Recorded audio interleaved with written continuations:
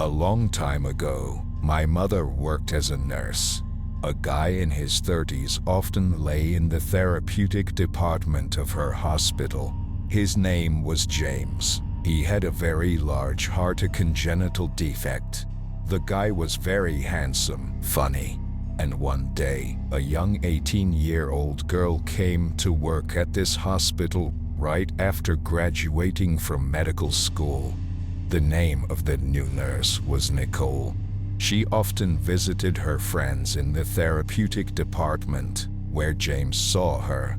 He liked Nicole very much and he began to show signs of attention, gave flowers, perfumes, and one day he put a ring on her finger and said, "Marry me."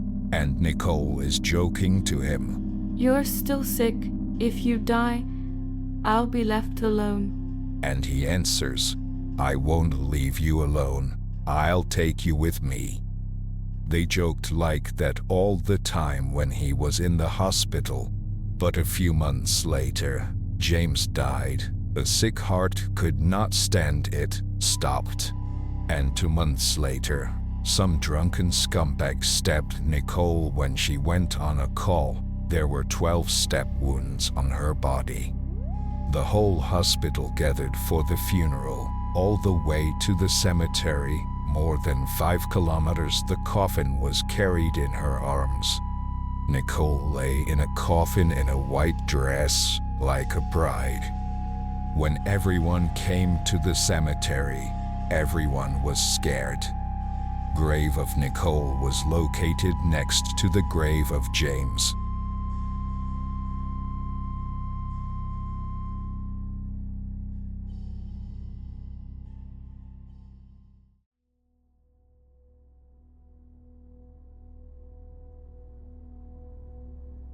When I was in 10th grade, I was lying in our unfinished basement late one night and watching TV. I got up and went into the unfinished bathroom in the basement. Turning on the light, I saw a woman in a white nightgown in the mirror. Of course, I ran away from there in a flash. I never saw her again. A year later, after this incident, when I was home alone, my friend Ben picked me up. We were supposed to go shopping for Christmas presents together. He had never been to my house before and had never met my parents. While I was packing, he was waiting for me in the living room, after which we left the house together. There is nothing unusual about this. At least that's what I thought. 3 weeks later, Ben casually mentioned that he had met my mother in the living room. Of course, I replied that I was completely alone in the house that evening. However, Ben continued to insist on the opposite. He allegedly saw her and even began to describe her. She was standing next to the piano in a white nightgown, and when I greeted her, she just silently left. That scared the hell out of me. I was really scared.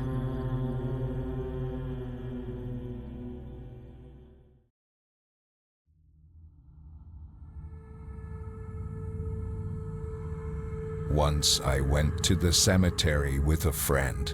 It was at night. There were only graves around. It was terrifying, but it didn't scare us much. Suddenly we came across a strange grave where there was no name of the deceased. This practically does not happen in our cemetery. There weren't even any flowers here. Apparently, everyone has long forgotten about this grave, but we found another grave just like it nearby. There was a creature crouching there. It was clearly not a human being. He was very skinny and made strange noises. We walked up to it and it attacked me. I still don't know why it was me. Everything went dark in my eyes, and after 6 seconds I opened my eyes, and this creature, clinging to me, let out a heart-rending, long-drawn, loud scream and disappeared. I was really scared. My friend was no longer there. but on that unmarked grave was written the name of my friend and the dates of his life, and there were flowers near the grave.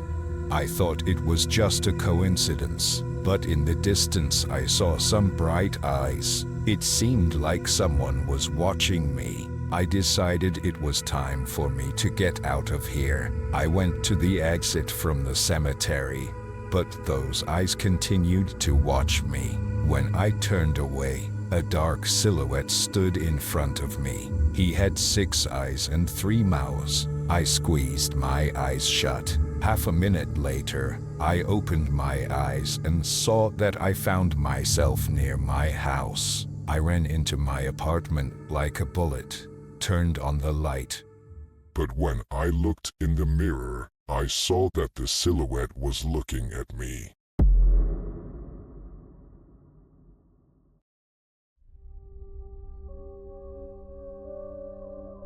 I have a friend and we went to a training and production plant together. There we met a religious girl. She had a mental retardation disease. And this girl, one day, invited Kate and me to her house so that we could help her with the computer. When we came to her, we behaved rudely and disgustingly. Kate was making fun of her and teasing her, and I stole a bunch of empty discs from her, reassuring myself that she still doesn't understand why she needs them. When I got home, I threw these discs on my desk and quietly went to bed.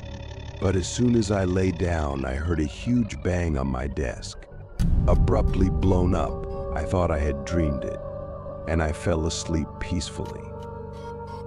The next night, as soon as I turned off the light, I heard a sharp and very loud bang on the table again. This time I was very wary, and I was really scared. But the next night there was a third blow. As soon as I turned off the light and went to bed, over and over again someone hit the table very hard. And so once again, as soon as I lay down and became alert in anticipation of a blow, he did not keep me waiting. But this time the impact was much stronger. I heard a sharp clang of breaking glass. Turning on the light, I went to the table, and I saw a photo frame that broke when it fell from the top shelf of the table. Seriously scared, I decided to assemble the glass, but then an incomprehensible print on the table caught my eye. Looking closer and squatting down to get a better look, I clearly saw the imprint of 2 large male hands. The palm print was right next to the discs that caught my eye. And then I had an epiphany. I realized that this would not stop until I fixed what I had done. When I came to the girl the next day, I apologized to her, gave her the discs, and still helped with the computer. But I didn't want to stay with her, and for some reason she was sad herself. When I turned to the door, I caught sight of a photo frame with a man on it. It was tied with a black ribbon. Stunned that this frame is the same as the one that broke the other day, I asked who it was, to which she replied that it was her father, who died just a few days ago. She said her father was a geologist and he crashed after falling off a cliff. I quote her words, "His legs were broken," on which he fell after leaving her. I called my friend. She picked up the phone and immediately said, "I'm in trouble. I broke my leg. Coincidence?" I don't know about you, but I never do that anymore. And by the way, after I apologized, the knocking stopped.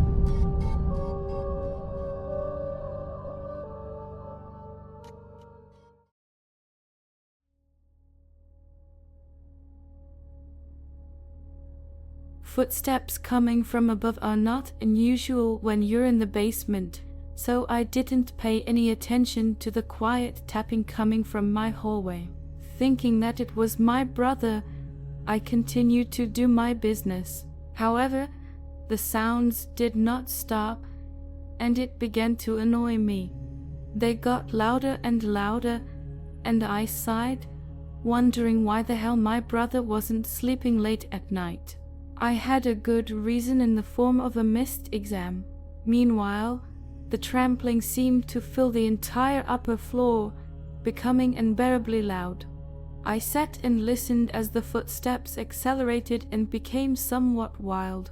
They did not stop for a second, simultaneously forming into a kind of rhythm. It soon became clear to me that this was not a human being. No human can move like that. What the fuck? I finally shouted. After that, all sounds died down. There was silence for a moment, and then I heard calm, slow footsteps heading for the basement door. The door creaked open and the footsteps stopped again. I listened intently to the silence for a few minutes, then sighed, relieved to think that the whole damn thing was over. It turns out that this something was listening too. Suddenly, I heard the sound of footsteps coming down the stairs towards me.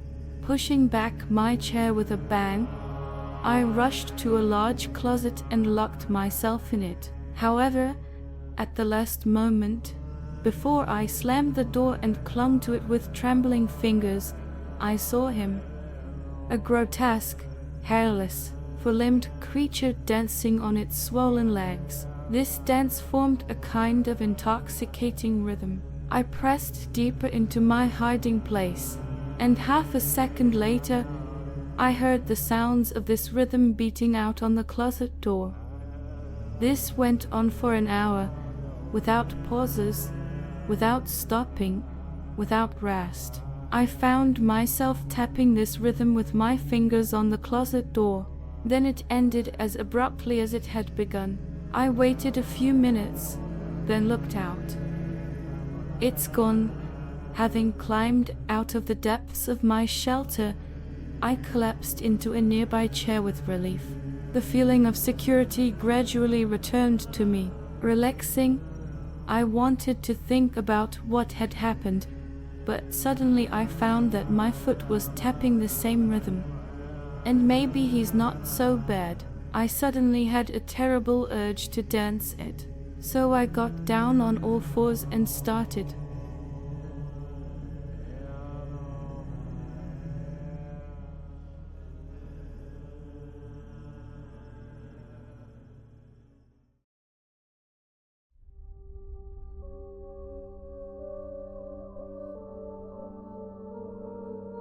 One autumn day, a man in a clown costume approached Michael's house. Michael saw him through the window while he was having breakfast in the kitchen. The clown with the terrible makeup on his face looked at him and hardly moved. It was early in the morning and the street was empty. There was a sense of danger from all this. The uninvited guest stood for about 5 minutes, then said loudly, "Ding dong," and quickly disappeared. Michael concluded that this was a joke by an inadequate person and did not take any action. However, on the second day, everything happened again. During breakfast, the clown stood in front of the window again and stared at Michael, and after saying ding dong twice, he quickly left. The third day was no exception. The same clown was still staring at Michael through the kitchen window. He was standing in exactly the same place and at the same time as on the previous 2 days. Ding dong, ding dong, ding dong, said the creepy clown before walking away. All this really got Michael, and he decided to call specialists who would install surveillance cameras around the perimeter of the house, so that after the malicious joker gets caught and there's a recording, you can contact the police to take appropriate measures.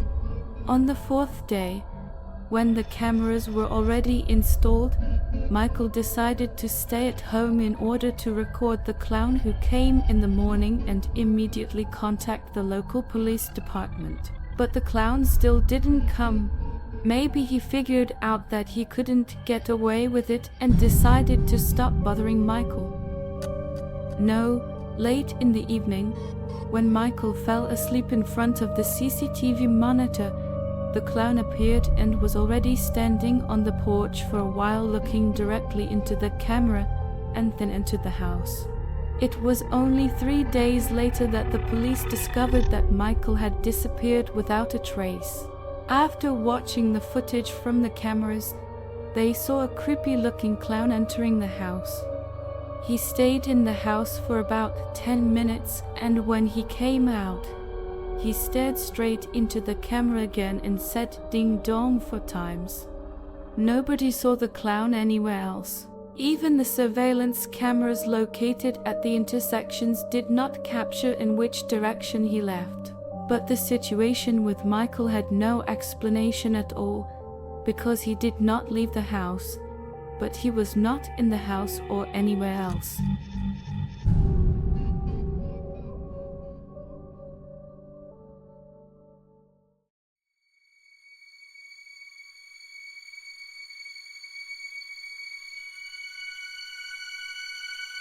The family moved into a new apartment, rejoicing at the greater space and bright rooms. They spent the first day putting things away and enjoying their new place of residence. But soon they noticed a strange red spot on the wall of one of the rooms. At first, they didn't pay attention to it, deciding that it was just a defect in the wall.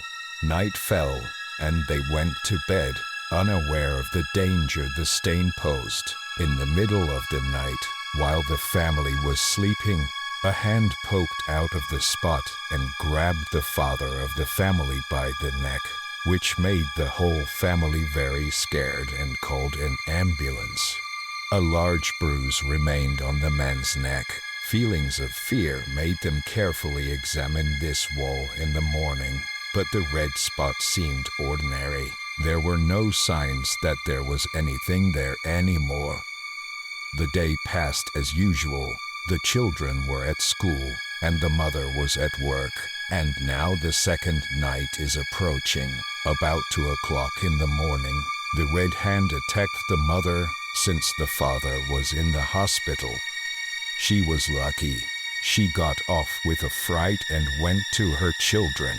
The children, having waited for their mother, decided not to go to bed out of fear, preferring to spend the night together in the living room, holding a flashlight in their hands and constantly looking around.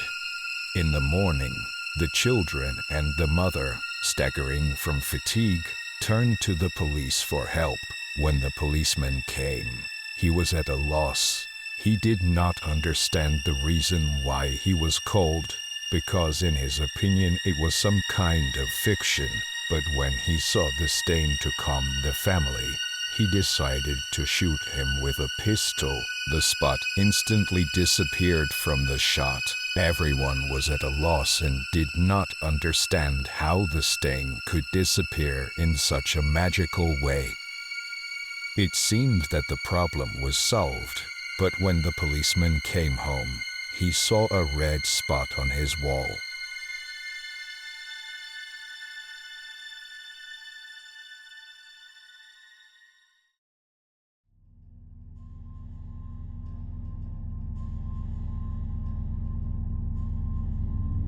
That day, I was walking on snowshoes a few kilometers from a small town in Oregon. The sun had just risen, and there was a fresh layer of snow about 10 centimeters thick on the ground. The forest was quiet, eerily quiet. It was one of those places that makes the hair stand on end. I felt like someone or something was watching me.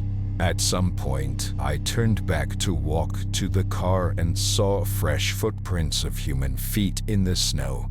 But these were not my footprints, but next to mine. The scariest thing was that the snow was 10 centimeters deep, and these tracks were buried in the snow by a maximum of 1 centimeter. But what's even scarier is the width of the step. The distance between the steps was 3 meters. The tracks started in the middle of my path and ended right next to me. I felt a chilling horror run through my whole body and began to move faster towards the car. My breathing became deeper and more uneven, and my heart was pounding wildly in my chest. The heavy, silent forest stood around me, as if holding its breath, giving me a feeling of unspeakable threat. The wildest thoughts instantly flashed through my head. What if this place is cursed? What if these are the footprints of an ancient monster? Suddenly there was a rustle to my right, and I turned around in fright, but I didn't see anything. My heart continued to beat with a crazy rhythm, and my brain screamed, "Run!" I ran to the car, jumped in and took off running back to the city. With every kilometer I drove, my breathing became calmer and my heart calmed down. But I still remember those crazy moments in the forest and those strange footprints. What the hell was chasing me?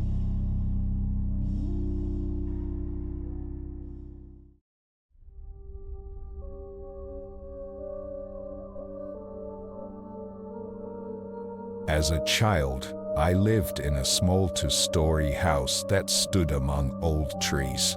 The house was already 30 years old. It seemed creepy and mysterious to me. I remember several times when I woke up in the silence of the night and saw the dark figure of a man slowly pacing my room. His ghostly appearance seemed real and frightening, especially in the dark. He wasn't doing anything threatening, just pacing back and forth as if he was looking for something or someone. Every time this happened, I was scared to the point of trembling. We slept on a bunk bed with my brother, and I, being on the top bunk, felt especially vulnerable to this ghostly visitor. Once, scared to such an extent, I built a wall of my favorite stuffed animals at the edge of the bed, hoping that this would somehow protect me from his ghost. When we finally moved out of this house, interest took over, and I asked my mother about the previous residents. She told me that a family of 3 used to live in this house: mother, father, and daughter. The father died of a heart attack right in the house, and the mother and daughter decided to leave, leaving behind the pain and bitterness of loss. This information awakened fear and anxiety in me. I realized that the ghostly man I saw could be the same father from the past, wandering around these old walls in search of peace. This thought haunted me, and even now, many years later, the memory of that mysterious figure does not leave me, reminding me of the mystical side of life that has remained undisclosed.